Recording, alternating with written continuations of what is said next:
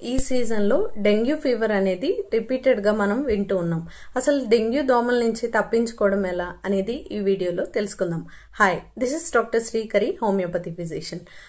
Dengue fever రాకుండా mosquitoes నుంచి మనం ఎలా ప్రొటెక్ట్ చేసుకోవాలి అని అడిగితే, ఫస్ట్ అండ్ ఫార్మోస్ట్ థింగ్, ఎప్పుడు కూడా హాఫ్ క్లోత్స్ కాకుండా లాంగ్ క్లోత్స్, లాంగ్ స్లీవ్స్ ఉన్న క్లోత్స్ని మాత్రమే మీ పిల్లలకి వేయండి.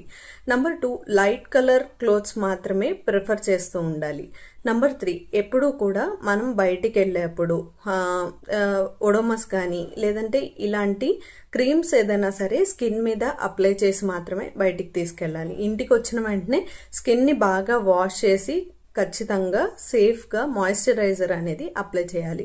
మీరు కనుక ఇళ్లలో ఆల్అవుట్ కానీ గుడ్ నైట్ కానీ వాడుతున్నట్లయితే ఒక రూమ్లో ఆల్అవుట్ గుడ్ నైట్ ఆన్ చేసి రూమ్ క్లోజ్డ్గా ఉంచి ఒక 1 అవర్ తర్వాత ఆఫ్ చేసిన తర్వాత ఒక 2 అవర్స్ ఆ గదిలోకి పిల్లల్ని వెళ్ళనివ్వకుండా ఉండడం ద్వారా ఈ గుడ్ నైట్ ఆల్అవుట్ పవర్స్ అనేవి తగ్గుతాయి, దోమలు కూడా తగ్గిపోతాయి. కాబట్టి ఇలా చేయడం సేఫే అని చెప్పచ్చు.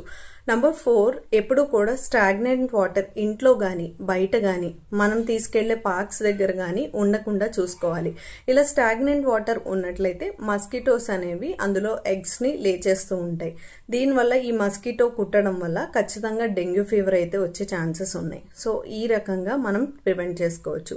దీంతో పాటు మస్కిటో నెట్స్ కానీ మస్కిటో బ్యాట్స్ కానీ యూస్ చేయడం సేఫ్ అని చెప్పొచ్చు. ఆల్అవుట్ గుడ్ నైట్ కన్నా కూడా మస్కిటో నెట్స్, మస్కిటో బ్యాట్స్ని యూస్ చేయడం సేఫ్ అని చెప్పొచ్చు. ఇంకా మీ పిల్లలకి తరచుగా వాటర్ అనేది ఎక్కువగా ఇవ్వాలి. రైనీ సీజన్లో పిల్లలు కానీ మనం కానీ ఎక్కువ తాగలేము, కానీ వాటర్ ఎక్కువగా మనం చూసి ఇవ్వడం